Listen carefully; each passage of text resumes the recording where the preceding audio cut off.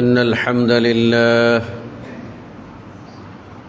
نحمده ونستعينه ونستغفره ونؤمن به ونتوكل عليه ونعوذ بالله من شرور أنفسنا ومن سيئات أعمالنا من يهده الله فلا مضل له ومن يضلله فلا هادي له أشهد أن لا إله إلا الله وحده لا شريك له وأشهد أن محمدًا عبده ورسوله الذي أرسل إلى الناس كافةً بشيرًا ونذيرًا وداعيًا إلى الله بإذنه وسراجًا منيرًا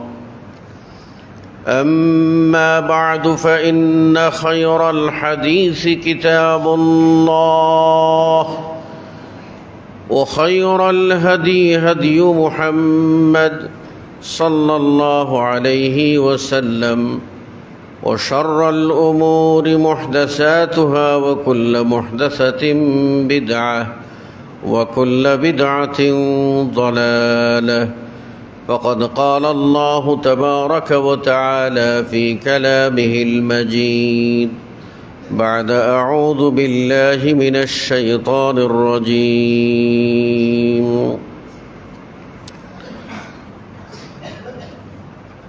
قل لئن اجتمعت الإنس والجن على أن يأتوا بمثل هذا القرآن لا يأتون بمثله ولو كان بعضهم لبعض ظهيرا وقال النبي الأمين صلى الله عليه وسلم اقرأوا القرآن فإنه يأتي يوم القيامة شفيعا لأصحابه رواه مسلم মুসল্লিয়ান কিরাম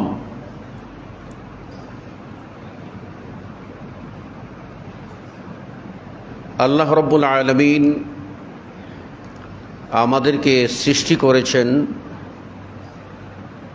এবং উত্তম রূপে আমাদেরকে সাজিয়েছেন। আল্লাহ বলছেন ফি আহসানি তাকওয়িম, সবচেয়ে উত্তম অবয়ব স্ট্রাকচার দিয়ে আল্লাহ মানুষকে তৈরি করেছেন। মানুষের মাঝে দুটি দিক আছে, একটি পজিটিভ দিক, একটি নেগেটিভ দিক। পজিটিভ যেটা, সেটা হলো সুরিপু।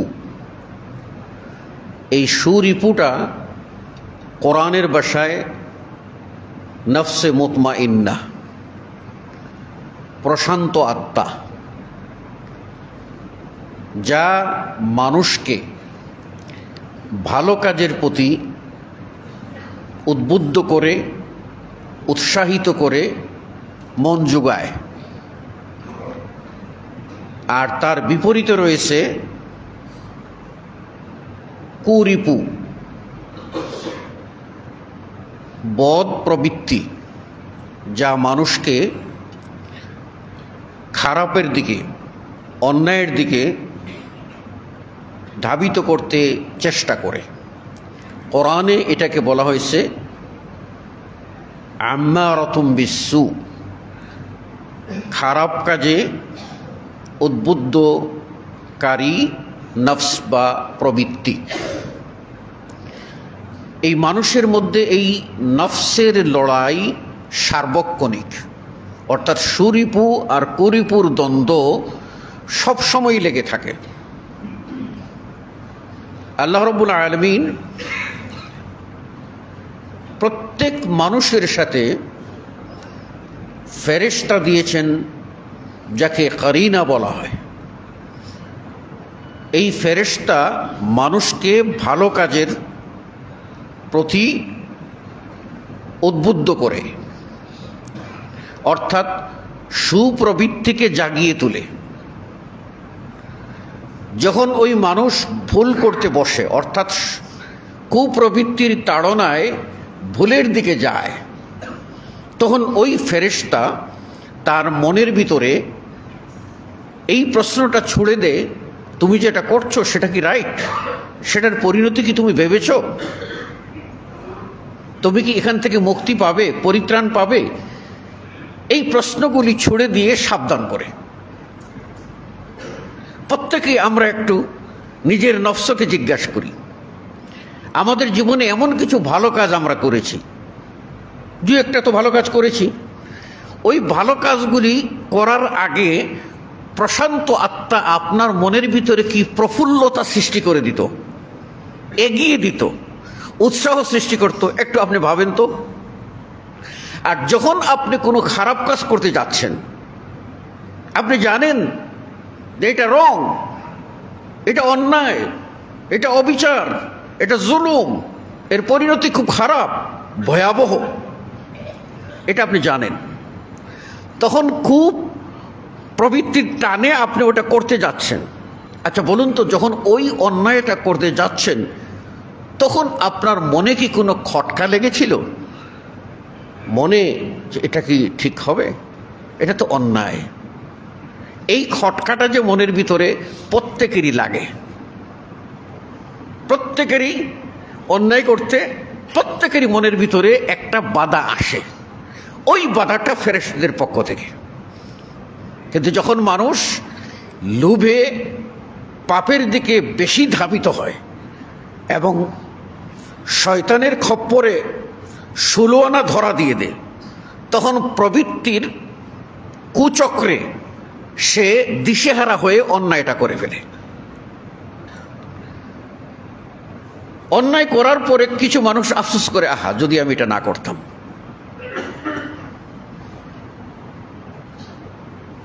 আর কেউ আছে অন্যায় করার পরে বলে যে এটা ড্যাম কেয়ার, হইছে তো কি হইছে।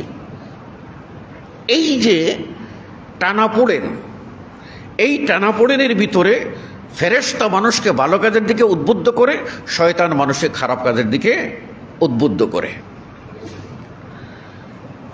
এই রকম কিছু ঘটনার বিবরণ হাদিস থেকে পাওয়া যায়। আল্লাহ রাসূল সাল্লাল্লাহু আলাইহি ওয়াসাল্লাম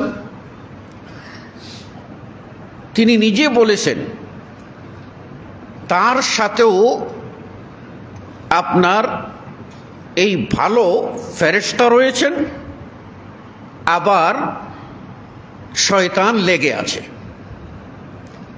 অর্থাৎ আল্লাহর দুশমন, অভিশপ্ত জিন লেগে আছে তাকে বিভ্রান্ত করার জন্য।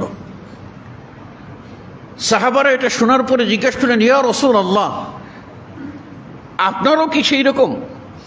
আল্লাহ নবী বললেন, জি হ্যাঁ, আমারও সেই রকম একজন খারাপ কাজের প্রতি উদ্বুদ্ধকারী আছে। তবে গালাবানি আল্লাহু আলাইহি,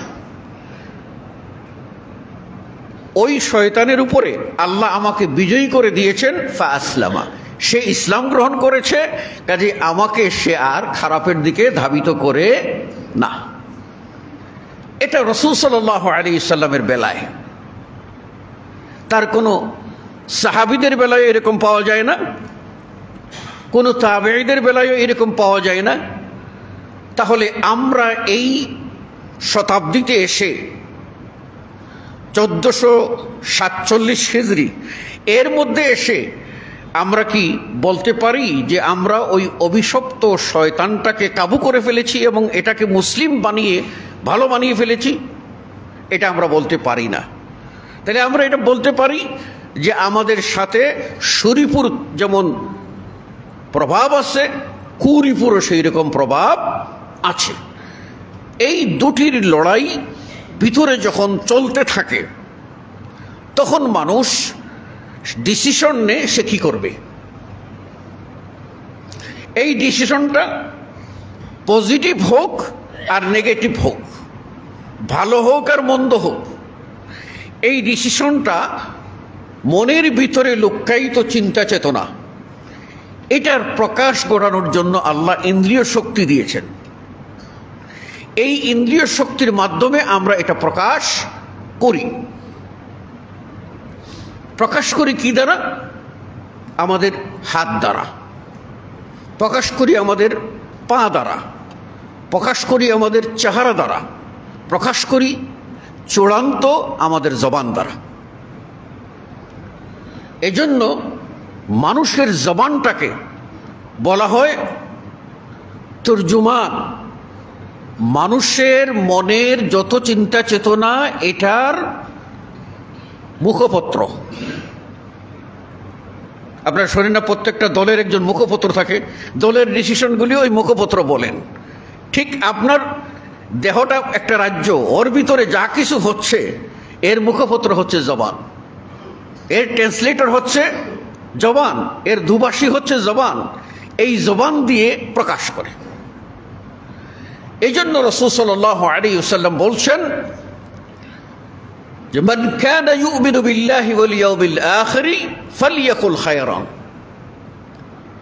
তোমাদের মধ্যে যে ব্যক্তি আল্লাহর প্রতি ঈমান রাখে আর আখিরাতের প্রতি ঈমান রাখে সেজন্য ভালো কথা বলে, আও লিয়াসমুত, অথবা সে যেন চুপ থাকে।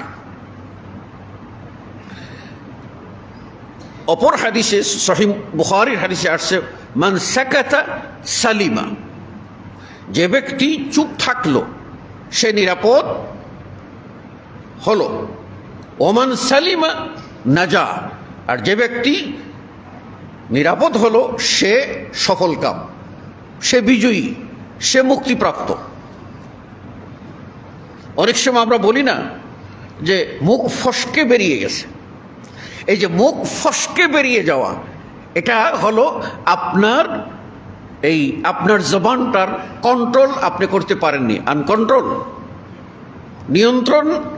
নিয়ন্ত্রণের রশিতে আপনি টান দিয়ে রেখেছেন, যখন আপনি মস্তিষ্ককে অলস করেছেন, ঢিলা হয়ে গেছে, জবান দিয়ে বেরিয়ে গেছে। এই জন্য দেখেন আমাদের মধ্যে অনেক আছে। আমি বলি যে মানুষের মুখ এখন অশ্রাব্য হয়ে গেছে, বেশিরভাগের শ্রাব্য না, ভালো না। আপনি কোথাও গিয়ে, আপনি হাটে যান, মার্কেটে যান, আপনি আপনার কর্মক্ষেত্রে যান, যেখানেই যাবেন সেখানেই দেখবেন মানুষের ভিতরে খুব কুরুচিপূর্ণ খারাপ ভাষায় মানুষ কথা বলে। মানুষের মুখে গালমন্দ বাদে না, কিছুর করার ক্ষমতা রাখে না। ভাবটা দেখা যায় যে এইরকম। এটা কেন? এটা হচ্ছে সে অপসংস্কৃতিতে থাকতে থাকতে শয়তানের পুরু ট্যাবলেট গিলে খেয়ে ফেলেছে, এখন তার জবান আনকন্ট্রোল। খালি দেখবেন অমুকের বাচ্চা, সামান্য আপনার রাস্তায় একটা গায়ে ধাক্কা লাগবেন, হালকা লেগে যেতেই পারে, তখন দেখবেন ফিরে আপনাকে শালীন ভাষায় কোনো কথা বলবে না, অশালীন ভাষায় কথা বলবে। এই যে অশালীনতা, এই অশালীনতা হচ্ছে মানুষকে কোথায় নিয়ে যাচ্ছে? কারণ রাসূল সাল্লাল্লাহু আলাইহি ওয়াসাল্লাম বলছেন সিবাবুল মুসলিমে ফুসুকুন ওয়া কিতালুহু কুফরুন। একজন মানুষকে গালি দেওয়া হলো ফাসিকি কাজ, আর একজন মানুষকে হত্যা করা হলো কুফরি কাজ। আল্লাহ রাসূল সাল্লাল্লাহু আলাইহি ওয়াসাল্লাম একদা বললেন, তোমরা তোমাদের মা বাপকে গালি দিও না, মা বাপকে গালি দিও না। তখন সাহাবারা কিরকম ছিলেন যে তাদের কল্পনায় আসেনি যে কোনো মুসলিম তার মাকে বাবাকে গালি দিতে পারে, এটা কল্পনায় আসেনি। এটা শোনার পরেই তারা রাসূল সাল্লাল্লাহু আলাইহি ওয়াসাল্লামকে বললেন, ইয়া রাসূলুল্লাহ, কেউ কি তার মাকে গালি দিতে পারে? কেউ কি তার বাবাকে গালি দিতে পারে? অসম্ভব। মানে ওই জমানার মানুষগুলি দেখেন, তারা বলেছেন যে অসম্ভব, লা ইলাহা ইল্লাল্লাহ এই কালিমা পাঠ করেছে, ওয়া আন্না মুহাম্মাদুর রাসূলুল্লাহ এই কালিমা পাঠ করেছে, এই মানুষ কখনো কি করতে পারে না, তার মাকে গালি দেবে, তার বাপকে গালি দেবে, ইম্পসিবল, কখনোই সম্ভব না। তখন রাসূল সাল্লাল্লাহু আলাইহি ওয়াসাল্লাম বললেন, হ্যাঁ এটা তো রাসূল সাল্লাল্লাহু আলাইহি ওয়াসাল্লাম জানেন তাদের অবস্থা, তাদের মাঝেই চলাফেরা করেন। তখন রাসূল সাল্লাল্লাহু আলাইহি ওয়াসাল্লাম বললেন, তোমরা এমন হইও না যে তোমাদের মা বাপকে গালি দেওয়ার কারণ তোমরা দেবে না, তোমরা তোমাদের মাকে গালি দেবে না, বাবাকে গালি দেবে না, কিন্তু এমন হইও না যে তোমাদের মা বাপকে গালি দেওয়ার কারণে পরিণত হইও না। তার ব্যাখ্যা হলো এই যে তোমরা অন্যকে তার মা তুলে বাপ তুলে গালি দিও না। যদি অন্যকে তার মা ও বাপ তুলে গালি দাও তাহলে ওই লোকটা তোমার মাকে তোমার বাবাকে গালি দেবে। দ্যাট মিনস তুমি তোমার মাকে গালি দিয়েছো, তোমার বাবাকে গালি দিয়েছো। চিন্তা করে দেখেন যে এই যে জবান, এজন্য রাসূল সাল্লাল্লাহু আলাইহি ওয়াসাল্লাম বলেন, মান আযমানা লি মা বাইনা শাফাতাইহি, শাফাত মানে ঠোঁট, দুই ঠোঁটের মাঝখানের যে গ্যারান্টি আমাকে দিতে পারবে, আল্লাহ রাসূল সাল্লাল্লাহু আলাইহি ওয়াসাল্লাম বলছেন, আযমানু লাহু বিল জান্নাহ, আমি তার জন্য জান্নাতের জিম্মাদার হব। তাহলে জবান কন্ট্রোল কি অত্যন্ত গুরুত্বপূর্ণ দিক। অপর আয়াতে আল্লাহ রাব্বুল আলামিন বলছেন, ওয়াকুলু লিন-নাসি হুসনা, তোমরা মানুষকে ভালো কথা বলো, মানুষকে ভালো কথা বলো। এই মানুষকে ভালো কথা বলার ফল কি? আপনি এটা মন্দ থেকে বেঁচে গেলেন, একটি ভালো কথা বলার কারণে আপনি নেকি পেলেন। আর আরেকটা কি হলো, রাসূল সাল্লাল্লাহু আলাইহি ওয়াসাল্লাম বলছেন, লা তাহকিরান্না মিনাল মা'রুফ, ভালো কাজ এটাকে তুমি তুচ্ছ মনে করিও না। কিরকম? সাধারণ কাজও যদি হয়, ওয়ালাউ আন তালকা আখাকা বিওয়াজহি তালাক, যদিও সেটা তোমার ভাইয়ের সাথে হাসি মুখে সাক্ষাতের মতো সাধারণ কাজ হয়। ভাই ভাইয়ের সাথে দেখা হবে, তো দেখা হলে সাক্ষাতে আমরা কি বলবো? সাক্ষাৎ হলেই যে আমরা সালাম দিয়ে যে মুস্কি হাসিটা দেই, আল্লাহ রাসূল সাল্লাল্লাহু আলাইহি ওয়াসাল্লাম বলছেন, তাবাসসুমুকা লি আখিকা সাদাকা, তোমার ভাইকে যে এই মুস্কি হাসি দিয়ে বরণ করেছো এটাই তোমার আমলনামায় সাদাকার সমান নেকি লেখা হবে। আপনি চিন্তা করেছেন? তাহলে আমরা বুঝতে পারি যে ভালো কথার কত দাম, আর খারাপ যত কথা সবগুলি আমাদের লাল ডায়েরিতে সবগুলি আপনার কাউন্ট হচ্ছে। আল্লাহ রাসূল সাল্লাল্লাহু আলাইহি ওয়াসাল্লাম এই জবানকে নিয়ন্ত্রণের কথা বললে তখন মানে একজন সাহাবী এসে বললেন, আল্লাহ নবী সাল্লাল্লাহু আলাইহি ওয়াসাল্লাম তার জিহ্বার দিকে বললেন যে জিহ্বাটাকে তুমি নিয়ন্ত্রণ করো, জিহ্বাটাকে নিয়ন্ত্রণ করো। তখন ওই সাহাবী বললেন, ইয়া রাসূলুল্লাহ, এই জবান দিয়ে যা বের হয় সেটাও কি সবকিছুই আল্লাহ ধরবেন? তখন আল্লাহ নবী সাল্লাল্লাহু আলাইহি ওয়াসাল্লাম বললেন, আরে মানুষ জাহান্নামে কিসে যাবে? এই মুখের কারণেই যাবে, মুখের কারণেই মানুষ বেশিরভাগ জাহান্নামে যাবে। আমি কয়টা মানে উদাহরণ আপনাদেরকে দিচ্ছি। একজন বলল, সে কালিমা পাঠ করেছে, মুসলিম, সে বলল যে আলেম ওলামা যেন কোনো মা তার পেটে ধারণ না করে, অর্থাৎ পৃথিবী যেন আলেম ওলামা না থাকে। এই যে একটা কথা বলল, এই একটা কথায় তাকে কোথায় নিয়ে গেল? তার পজিশনটা নামিয়ে দিল। আরেকজন বলল যে আমার এই মার্কা যেটা, এটা রসুলের মার্কা,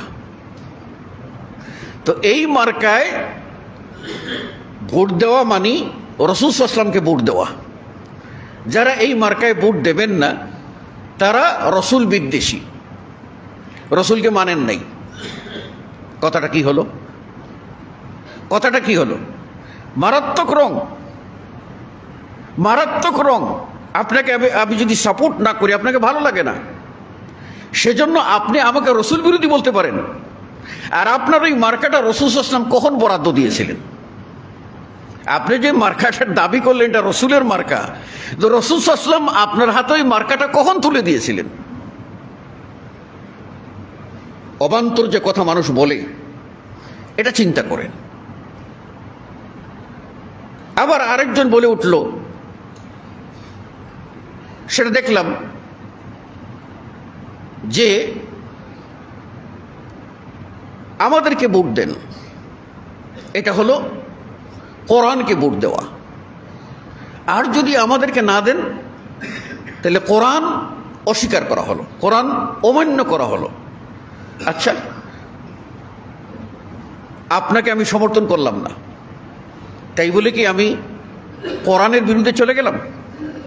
মানে এই যে অবান্তর কথাগুলি মানুষের মুখ থেকে বেরিয়ে এসে সমাজের ভিতরে বিভ্রান্তি সৃষ্টি করে, এই অবান্তর কথা থেকে বেরিয়ে আসার জন্যই আল্লাহ রাব্বুল আলামিন আমাদেরকে লাগাম লাগিয়ে দিয়েছেন, সেটা কোরআন ও হাদিসের লাগাম, যার ভিতর দিয়ে আমাদেরকে চলতে হবে। কেউ হচ্ছে বলছে শরিয়াকে আমরা স্বীকার করি না। What is this? কোন মুসলিম যদি বলে যে আমি 5 ওয়াক্ত সালাতকে স্বীকার করি না, নির্দ্বিধায় সে ইসলাম থেকে আউট। পক্ষান্তরে সালাত আদায় করে না, সেজন্য সে আপনার কুফরির ফতোয়া পাবে। সে রোজা রাখে না, সে কবিরা গুনাহগার হবে, তো তাকে তো ইসলাম থেকে আউট বলা যাবে না। কিন্তু কেউ যদি বলে যে রোজা আমি মানি না, তাহলে ইসলাম থেকে আউট। সুতরাং এই বিষয়গুলি আমাদের সবসময়ই সতর্কতার সাথে প্রত্যেকটি বিষয় আমাদেরকে বলতে হবে। আল্লাহ রাব্বুল আলামিন আমাদের প্রতি যত দয়া করেছেন, এই দয়ার মধ্যে সবচেয়ে বড় একটি দয়া হলো আল্লাহ আমাদেরকে চলার জন্য একটা গাইডলাইন দিয়েছেন, হেদায়েত দিয়েছেন। এই হেদায়েত হলো গাইডলাইন, আর হেদায়েত মানাটাকেও বলা হয় হেদায়েত। হেদায়েত দুই প্রকার, একটা হলো আদ-দিলালাতু ওয়াল ইরশাদ, কাউকে গাইডলাইন বলে দেওয়া, এমনি চলে গেলে ওই আপনি 100 ফিটে উঠতে পারবেন সহজে, এটা আপনার পথ দেখিয়ে দেওয়া হেদায়েত। আর আরেক প্রকার হেদায়েত হলো দ্বীন গ্রহণ করার, কোরআন হাদিস গ্রহণ করার তৌফিক, সক্ষমতা। এটার একমাত্র মালিক হলেন আল্লাহ, তিনি যাকে ইচ্ছা হেদায়েত করেন। এই জন্য রাসূল সাল্লাল্লাহু আলাইহি ওয়াসাল্লাম তার চাচা আবু তালেব তাকে শেষ মুহূর্তে মৃত্যুর আগে বলছেন, আপনি কালিমা পাঠ করুন, এটা পড়লেই আমি আপনার জন্য সুপারিশ করে জান্নাতে নিয়ে যাব, আমি সুপারিশ করব, আপনি পাঠ করুন। আপ্রাণ চেষ্টা করেছেন রাসূল সাল্লাল্লাহু আলাইহি ওয়াসাল্লাম তার চাচাকে ইসলামে প্রবেশ করানো। আল্লাহ রাব্বুল আলামিন বলে দিলেন, ইন্নাকা লা তাহদি মান আহবাবত, হে নবী তুমি যাকে পছন্দ করো তাকে তুমি হেদায়েত করতে পারবে না, ওয়ালাকিন্নাল্লাহ ইয়াহদি মান ইয়াশা, কিন্তু আল্লাহ যাকে ইচ্ছা তাকে হেদায়েত করতে পারেন। একজন অন্ধ ব্যক্তি তিনি আল্লাহ রাসূল সাল্লাল্লাহু আলাইহি ওয়াসাল্লামের সামনে গিয়ে হাজির হয়েছেন। অন্তর থেকে তিনি অন্তরের ভিতরে ইসলাম গ্রহণ করে ফেলেছেন, মানে তার কাছে পছন্দ হয়েছে যে কোরআনই আল্লাহর কিতাব, আর মুহাম্মদ সাল্লাল্লাহু আলাইহি ওয়াসাল্লামই আল্লাহর সর্বশেষ ও চূড়ান্ত রসুল, তিনি সত্য রসুল। আল্লাহ রসুল সাল্লাল্লাহু আলাইহি ওয়াসাল্লামের কাছে গেছেন, তো রসুল সাল্লাল্লাহু আলাইহি ওয়াসাল্লাম ওই লোকটাকে পাত্তা দেননি। অন্ধ মানুষ কি জন্য আসছে? এটা কিন্তু মানবিক কারণে, মানবিক দুর্বলতা মানুষের থাকে, সে কারণে তিনি পাত্তা দেননি। কিন্তু ওই অন্ধ মানুষটা আল্লাহ পছন্দ করেছেন। নবী সাল্লাল্লাহু আলাইহি ওয়াসাল্লাম যাদেরকে দাওয়াত দিচ্ছিলেন তারা কেউ দিন গ্রহণ করে নাই। এই অন্ধ মানুষটাকে আল্লাহ পছন্দ করলেন যে নবী ওদের সাথে কথা বলার পর বাড়ি ফিরবেন, এরই মধ্যে জিবরাইল আলাইহিস সালাম এসে কোরআনের আয়াত শুনিয়ে দিলেন। সূরা আবাসা 30তম পারা, সূরা আবাসা। আবাসা ওয়া তাওয়াল্লা আন জাআহুল আ'মা। সে হতাশ হয়ে গেল এবং ফিরে গেল। এই কারণে যে তার কাছে একটা অন্ধ লোক আসছিল। কাকে? রসুলকে বলছেন পরোক্ষভাবে। আল্লাহর কোরআনের ভাষা অতি উৎকর্ষ মানের। ডাইরেক্টও বলতে পারতেন যে হে মুহাম্মদ তুমি এটা করলে কেন? বলছেন আবাসা, সে নিরাশ হতাশ, ও তাওয়াল্লা ফিরে গেল। আন জাআহুল আ'মা, এই কারণে যে তার কাছে একজন অন্ধ লোক এসেছিল। তারপরে আল্লাহ রাব্বুল আলামিন বলছেন যে ওমা ইউদরিকা লাআল্লাহু ইয়াতাযাক্কা, তোমাকে কে জানালো? তুমি কি করে বুঝলে? যে তো কে কি করে কিভাবে তুমি জানো? তোমার জানা সম্ভব না। হতে পারে এই লোকই হেদায়েত গ্রহণ করবে। তাহলে শক্ত কথা যখন বলে দিলেন, আল্লাহ রাসূল সাল্লাল্লাহু আলাইহি ওয়াসাল্লাম তো বুঝতে পারছেন কার সাথে কি করেছেন। আয়াতের মর্ম তিনি বুঝে নিলেন। কিন্তু ওই লোকের ভিতরে যে ইমানের আলো জেগেছে, একবার রাসূল সাল্লাল্লাহু আলাইহি ওয়াসাল্লামের কাছ থেকে ফিরে গেছে, কিন্তু তার মন আবার, তার ইমান আবার তাকে রাসূল সাল্লাল্লাহু আলাইহি ওয়াসাল্লামের কাছে নিয়ে যাচ্ছে। অন্ধ লোকটা রাসূল সাল্লাল্লাহু আলাইহি ওয়াসাল্লামের কাছে যাচ্ছে, আর রাসূল সাল্লাল্লাহু আলাইহি ওয়াসাল্লাম বাড়িতে। আল্লাহ নবী সাল্লাল্লাহু আলাইহি ওয়াসাল্লাম বের হয়ে আসলেন এবং ওই অন্ধ ব্যক্তিকে স্বাগত জানাইলেন। স্বাগত জানাইয়ে বললেন, সৌভাগ্যবান ব্যক্তি তুমি, যে তোমাকে কেন্দ্র করে আমার প্রতি আল্লাহ রাব্বুল আলামিন ওহী নাযিল করেছে। তাহলে এই যে হেদায়েত, ওই আল্লাহ নবী সাল্লাল্লাহু আলাইহি ওয়াসাল্লাম ওই লিডারদেরকে দাওয়াত দিচ্ছিলেন, কিন্তু কেউ ওই দাওয়াত দেওয়া নবীর পক্ষ থেকে হেদায়েত, কিন্তু আল্লাহ ওদের জন্য হেদায়েত কবুল করেন নাই। আর এই লোকটাকে রাসূল সাল্লাল্লাহু আলাইহি ওয়াসাল্লাম বলেননি, কিন্তু আল্লাহ রাব্বুল আলামিন ওই লোকটাকে হেদায়েত অন্তরে দিয়ে দিয়েছেন। সে ইসলাম গ্রহণ করল। ইসলাম গ্রহণ করে এই অন্ধ সাহাবী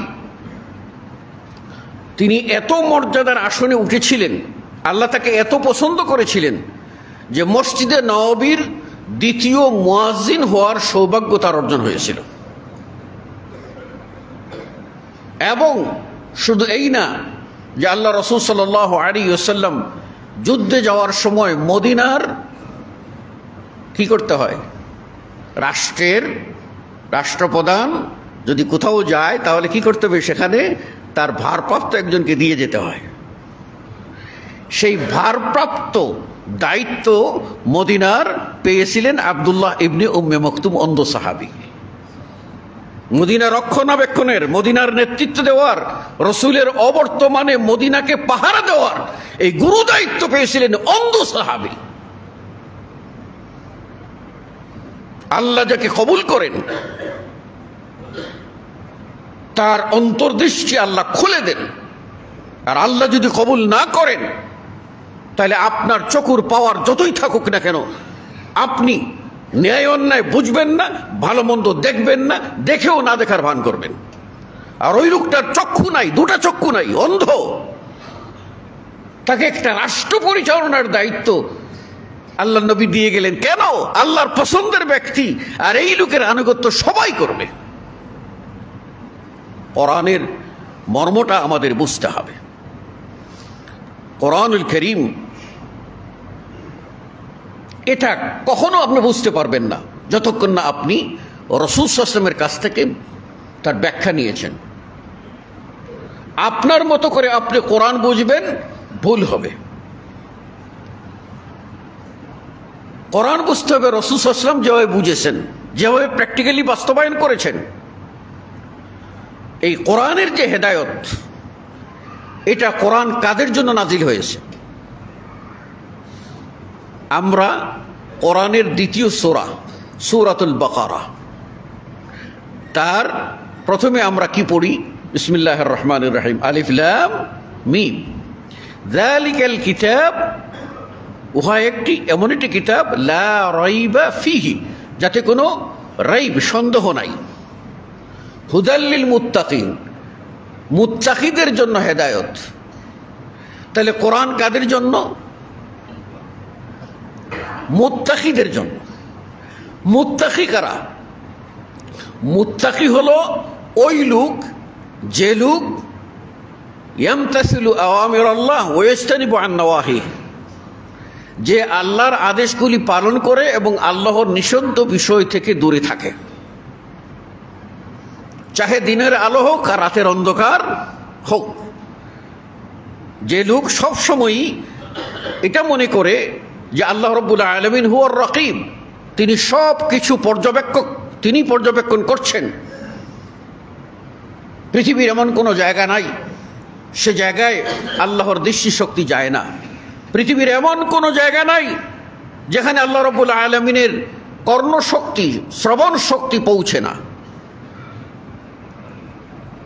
সমুদ্রের অতল তল থেকে যদি তলের ভিতরে মাছের পেটে আরেকটা কুট্টির ভিতরে বন্দী ইউনুস ইবনে মাত্তা, সেখান থেকে যদি বলে ওঠেন যে লা ইলাহা ইল্লা আনতা সুবহানাক ইন্নী কুনতু মিনাজ জালিমিন, এই কথাটাই আল্লাহ রাব্বুল আলামিন শুনে ফেললেন এবং সাথে সাথেই আল্লাহ রাব্বুল আলামিন অর্ডার করে দিলেন যে আমার বান্দাকে তুমি হজম করতে পারবে না, তুমি কিনারায় আমার বান্দাকে বের করে দাও। এটা ডাক শুনেছেন। ইব্রাহিম আলাইহিস সালামকে যখন আগুনে ফেলা হয়, আগুনটা এতই উত্তপ্ত আগুন ছিল যে কাছে থেকে কোনো ব্যক্তি ধাক্কা দিয়ে আগুনে ফেলতে পারবে না, কারণ এত হিট ছিল যে কাছে যে যাবে সে পুড়ে যাবে। যেন তো আগুন ছিল না, সেজন্য সিদ্ধান্ত নেওয়া হলো তাকে চরকির সাহায্যে চাকা দিয়ে ঘুরিয়ে দূর থেকে ঢিল মেরে নিক্ষেপ করা হবে আগুনে। সেই চরকির সাহায্যে ঘুরিয়ে টান দিয়ে নিক্ষেপ করা হবে। আল্লাহর ফেরেশতা আল্লাহর বান্দা ইব্রাহিমের কাছে এসে হাজির। কি সাহায্য করতে পারি? ইব্রাহিম আলাইহিস সালাম একটাই কথা বলেছিলেন, তুমি আমাকে সাহায্য করবে, তুমিও আল্লাহর বান্দা, আমিও আল্লাহর বান্দা। আমি বলছি হাসবুনাল্লাহ, আমার জন্য আল্লাহই যথেষ্ট। কতটুকু ঈমান, যে ঈমানের কারণে হাসবুনাল্লাহ বললেন, আর আল্লাহর আরশের উপরে গিয়ে আল্লাহর কাছে পৌঁছে গেল সে আওয়াজ। আল্লাহ রাব্বুল আলামিন সাথে সাথেই তার সৃষ্টি আগুন তাকে বললেন, ইয়া নার, হে আগুন, কুনি বারদান ও সালামান আলা ইব্রাহিম, তুমি আমার ইব্রাহিমের জন্য শান্তিদায়ক হয়ে যাও এবং ঠান্ডা হয়ে যাও। এমন ঠান্ডা হইও না যে ইব্রাহিম কষ্ট পায়, আবার এমন তাপ যেন না থাকে যে তাপে ইব্রাহিমের কষ্ট পায়। সালামান, শান্তিদায়ক হয়ে যাও। হয় নাই? তাহলে কোথায় কোথায় আমরা, কিসের জন্য, কিসের আশায়, কিসের নেশায় আমরা বিভোর হয়ে আছি? আমরা গাফলতির মধ্যে ঢুকে আছি। আমরা বুঝতে পারছি না যে হেদায়েতটা কি, কত বড় নিয়ামত। এজন্য আমি বলি, আপনারা লক্ষ্য করুন, একাধিকবার বলছি, আবারও স্মরণ করিয়ে দিচ্ছি, হেদায়েতের উপরে, দ্বীনের উপরে কায়েম থাকা আল্লাহর তৌফিক ছাড়া সম্ভব না। আল্লাহর তৌফিক ছাড়া সম্ভব না। সেই যুগে আল্লাহর নবীর কাছে ইসলাম গ্রহণ করে, নবীর পিছনে সালাত আদায় করে সে মদিনার শ্রেষ্ঠ মুনাফিক আখ্যায়িত হয়েছে এবং তাকে জাহান্নামী বলে আল্লাহ ডিক্লার দিয়েছেন। জাহান্নামী বলে আল্লাহ ডিক্লার দিয়েছেন।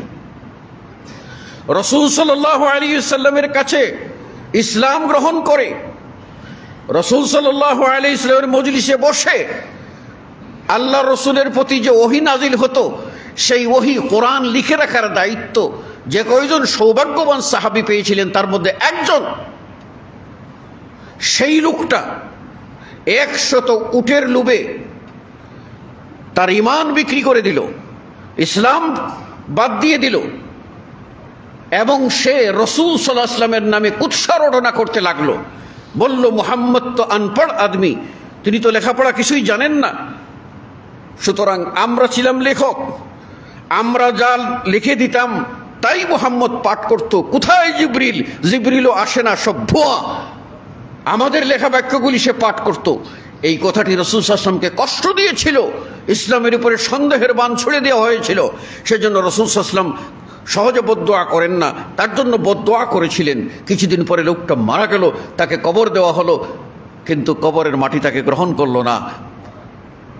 পরপর 3 বার গভীর করে কবর দেওয়ার পরেও যখন দেখা যায় কবর দিয়ে যায়, আর পরের দিন দেখে যেভাবে ছিল লাশ শূন্য উপরে, কে কবর খুঁড়লো আর কি করলো কিছুই পাওয়া যায় না, শূন্য উপরে, এই লাশটাকে কবর গ্রহণ করে না। তখন ওই সময়ের যে সমস্ত নাস্তিক যার পক্ষে সে গিয়েছিল, তারাও এটা বলে উঠল যে হাদিসের ভাষায় ফারামাউহু, তারা তাকে নিক্ষেপ করে দিল, বলল, একে ছুঁড়ে ফেলে দিল, বলল যে ইন্নাহু লাইসা মিন ইনসান, এটা কোনো মানুষ হতে পারে না। তারাও তাকে মানুষ হিসাবে গ্রহণ করে নাই লাস্টে। তাহলে আপনি কি বুঝবেন? এজন্য হেদায়েতের উপরে কায়েম থাকতে হবে। আপনারা হয়তো মিডিয়ার ভিতরে দেখতে পাচ্ছেন যে এই দেশের অনেক মানুষ, অনেকেই ইসলামের দাওয়াত দিয়েছে, আবার সে নোবেল নাটকের পিছনে লেগে গেছে। বক্তা ছিল, হয়েছে তক্তা। এই দেশের মানুষ যে কোরআন হাদিসের পক্ষে বলিষ্ঠ বক্তব্য দিত, সে আজ হাদিসকে অস্বীকার করছে, হাদিসকে সে কোনোভাবেই গ্রহণ করছে না, মুনকিরিনে হাদিসের অন্তর্ভুক্ত হয়ে গেছে, হাদিসের বিরুদ্ধে তার সকল এখন কর্মকাণ্ড। এমন মানুষ যার কথা আপনারা দেখেছেন যে সে নিগ্রো, অথচ সেই মানুষটি কোরআনের তেলাওয়াতের বদৌলতে কিছুদিনের জন্য এখানে কোরআনের সম্মান, পাশাপাশি সৌদি বাদশাহের যে নিগ্রোদের প্রতি যে অনেকরা কালো, এদের প্রতি যে মানুষ ঘৃণা করে, এই ঘৃণাটা উঠিয়ে দেওয়ার জন্য একটা মানবিক কাজ করেছিলেন। যে ভালো কারি, ভালো আলেম, ভালো লোক, সেই লোকটাকে তিনি রমাজানের তারাবির পড়াইবার জন্য কাবায় বাইতুল্লাহ নিয়োগ দিয়েছিলেন। কাবা বাইতুল্লাহর তিনি নিয়মিত ইমাম ছিলেন না, ভুল বুঝবেন না। মূল ইমাম হলো যারা ইমাম এবং খতিব। কাবায় অনেক ইমাম আছেন যারা খতিব নন, আবার কাবায় অনেক ইমাম আছেন যারা ফরজ নামাজের ইমাম নন, নফল তাহাজ্জুদের ইমাম। এই নফল সোলাতের তারাবির ইমাম বানিয়েছিলেন, তারাবির ইমামতি করেছেন। তিনি আবার সেখান থেকে গিয়ে আপনার লক্ষ্যচ্যুত হয়ে গেলেন এবং তিনি একজন আর্টিস্ট হয়ে গেলেন, একজন অভিনেতা হয়ে গেলেন। তিনি পণ্যের মার্কেটিংয়ের জন্য তিনি মডেল হয়ে গেলেন এবং তিনি ক্যাসিনোতে বসে জুয়ার আড্ডায় বসে গেলেন। এবার আপনি তো হুট করেই বলবেন, কাবার ইমাম, কাবার ইমাম, তাই না? কাবার ইমাম নন তিনি, সাময়িক একটা বছরে তারাবির নামাজ পড়িয়েছিলেন, তাও সব রাকাত নয়, কারণ ওখানে ইমামরা থাকেন। প্রথম দিকে 2 জন ইমাম 10 রাকাত করে পড়ান। পরবর্তীতে সিদ্ধান্ত তো আসলো, করোনা থেকে 8-এ চলে আসলো, সেই 8ই এখন পর্যন্ত চলতেছে আলহামদুলিল্লাহ। 8-3 11 রাকাত সুন্নত মোতাবেক চলে আসলো, সেটা হচ্ছে এখন পর্যন্ত জারি আছে। তাহলে ওই তারাবির একজন অস্থায়ী ইমাম। আমাদের দেশেও এই রমাদান আসলে অনেকেই কোরআন 30 পারা শোনার আগ্রহ নেন। আমাদের মধ্যে ঘাটতি আছে, অলসতা আছে, গাফলতি আছে, এটা দূর করতে হবে। ভালো হাফেজ তাদেরকে বাছাই করে নেন এবং 1 মাস কোরআন তেলাওয়াত শোনার জন্য ভালো হাফেজ বাছাই করে তারা নিয়ে এই 1 মাসের জন্য ইমাম রাখেন। তাই বলে কি তিনি স্থায়ী ইমাম? কখনো কালেও না। কাজে ওই লোক সে স্থায়ী ইমাম নয়, তাকে এই দায়িত্বের পরেই তাকে হটিয়ে দেওয়া হয়েছে। তিনি স্থায়িত্ব পাননি, কিন্তু তার বিভ্রান্তি তো হয়েছে, কম বেশ তো বিভ্রান্তি আমরা লক্ষ্য করছি। তাহলে এটাই হচ্ছে আপনার মূল কথা, যে হেদায়েতের উপরে থাকা বড় সৌভাগ্যের বিষয়।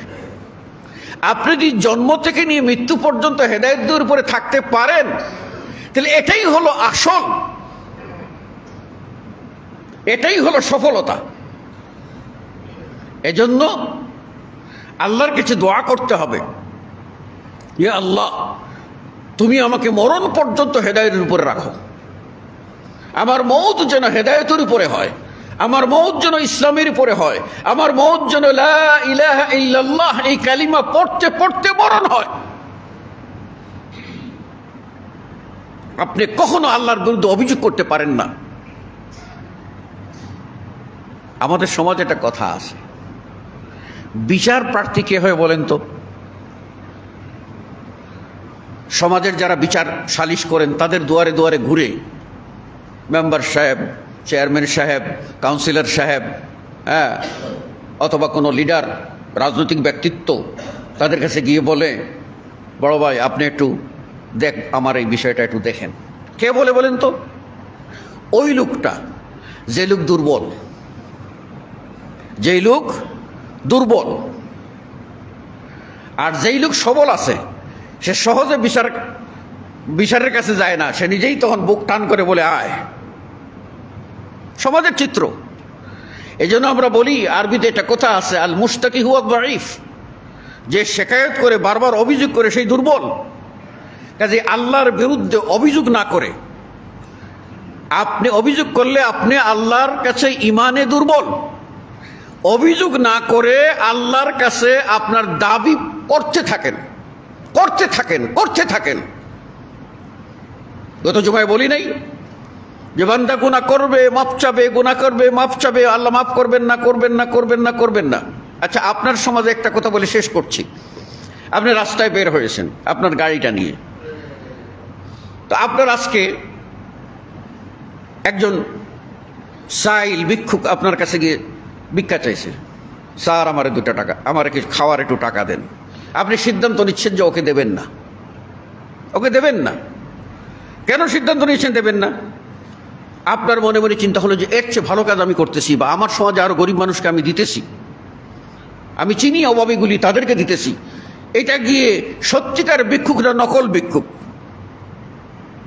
সত্যিকার ভিক্ষুক না নকল ভিক্ষুক, এটা তো চেনা মুশকিল।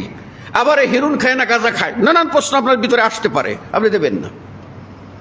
কিন্তু ও দরজার ভিতরে খটখট খটখট খটখট করে আপনাকে বারবার বারবার, স্যার দেন না, স্যার দেন না, স্যার। 10 মিনিট যদি আপনি দাঁড়িয়ে থাকে, 10 মিনিট আপনাকে বিরক্ত করবে, আপনার পিছনে পিছনে যাবে। এই পিছনে পিছনে যেতে যেতে একসময় আপনার মনের ভিতরে দয়া হবে, দূর এই মানুষটা এত ঘুরতেছে, যা পকেট থেকে বাইর করে দিতেন 10 টাকা, এখন দিলেন 50 টাকা। এটা ঠিক বলছি কিনা বলছি, আপনারা মনের সাথে চিন্তা করে দেখেন।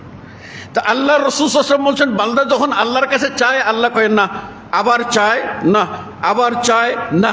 আল্লাহ রাব্বুল আলামিন যখন দেখেন এই বান্দা বলে যে ইন্না লাহু রাব্বুন, তার একটা রব আছেন, তিনি ক্ষমা করতে পারেন, আর কেউ পারে না, এইভাবে যখন আল্লাহর কাছে চাইতেই থাকে, চাইতেই থাকে, চাইতেই থাকে, আল্লাহ রিজেক্ট করেন, রিজেক্ট করেন, রিজেক্ট করেন, লাস্টে গিয়ে বলেন, যারে বান্দা তুই যখন ছাড়িসি না আমাকে, আমি তোরে মাফ করে দিলাম।